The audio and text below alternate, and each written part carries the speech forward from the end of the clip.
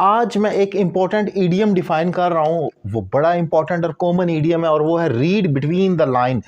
ये जो ईडियम्स होते हैं ये बड़े दिलचस्प होते हैं। इसकी वजह यह है कि ये हमारी एक बड़ी मुश्किल सूरत हाल में, जब हमें लफ्ज़ों का चुनाव ना करना आ रहा हो, हमें समझाना ना आ रहा हो अपनी बात को हम क्या कहें, तो वहाँ पर हम कोई ऐसा खूबसूरत फ़िक्रा या ईडियम बोल देते हैं जो समझने वालों के लिए, पढ़ने वालों के लिए, सुनने वालों के लिए बड़ा आसान हो जाता है।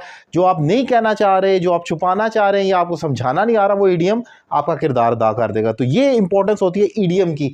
बाज़ दफ़ा आप किसी को कोई सिग्नल देते हैं, कहते हैं ना समझदार के लिए इशारा ही काफ़ी होता है, उसको कोई इशारा देना चाहते हैं लेकिन कह नहीं सकते।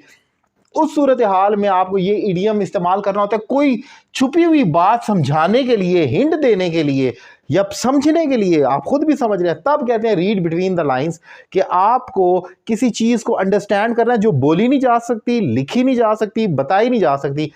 अगर आप इस ईडियम को लफ्जी तर्जमा भी कर लें तो आपको उसका मीनिंग कन्वे हो जाता है, read between the line. For example ये दो लाइन है, इसके बीच में आप कुछ मीनिंग है छुपा हुआ, उसको रीड कर लें, यानी कि समझ लें। छुपी हुई चीज़ है ना, अब इन दो लाइनों के बीच में तो खाली जगह है लेकिन आपने उसको अंदर रीड करना है। सो इसी चीज़ को कहते हैं छुपी हुई चीज़ को निकालना और समझना।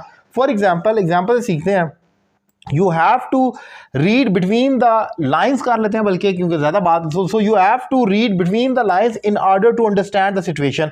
अब वो शख्स कह रहा है कि तुम्हें जो लाइनें हैं उसके अंदर रीड करना होगा, यानी कि इस सूरत हाल को समझने के लिए।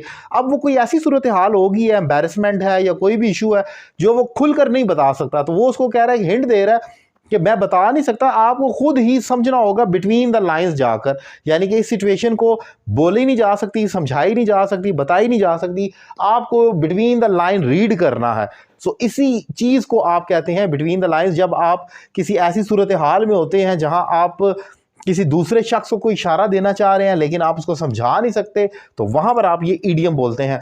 बाज़ दफ़ा इंग्लिश में ऐसा होता है किसी ईडियम का आपको मीनिंग नहीं आ रहा होता और आपको फिक्रा बनाना पड़ जाता है। जो कम्पिटेटिव एग्जाम है उसमें ईडियम्स आते हैं, CSS PMS और दीगर भी स्कूल कॉलेजेस में भी आते हैं ईडियम। अब उसमें लिखा होता है 8 में से 5 की फिक्रे बना दें आप, और आपको बिल्कुल मीनिंग ही नहीं पता किसी चीज़ का। तो बाज़ दफ़ा अगर आपके सेंटेंस स्ट्रक्चर, ग्रामेटिकल पोजीशन बेहतर है, आप ईडियम का मीनिंग जाने बगैर भी बना सकते हैं। जैसे मैंने एग्जांपल दी ना, बिटवीन द लाइन।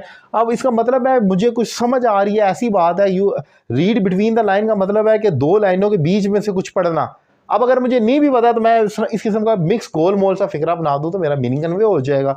जैसे मैंने लिखा, you have to read between the line. अब you have to do this, you have to do this, आगे यू हैव टू के आगे कोई भी ईडियम लगा दें आप, लेकिन थोड़ा सा उसको समझ कर कि कहीं उसमें नेगेटिव ना हो, जैसे कोई ऐसी कोई अब्यूसिव चीज़ ना हो जिसमें आप अपना ही I have to do this, अब वो आगे कोई नेगेटिव रिमार्क्स हो, उस ईडियम का मीनिंग हो, तो आप एक फ़नी सा फिक्रा बना दें तो टीचर को पता चल जाएगा। ऑब्वियसली आपको मीनिंग नहीं पता, आपने एक ब्लाइंड अटैम्प्ट किया। सो उस सूरत हाल में चौकन्ने रहना। अदरवाइज अगर आपका फिक्रा ठीक है, सिचुएशन आपको उसको आप समझ रहे हैं, आपका सेंटेंस स्ट्रक्चर, जैसे यू हैव टू के बाद रीड आना, रीडिंग ना लिख दें। अगर आपका स्ट्रक्चर सेंटेंस का दुरुस्त है तो आपको नंबर मिलेंगे, अगर आपको ईडियम का मीनिंग नहीं भी पता तो।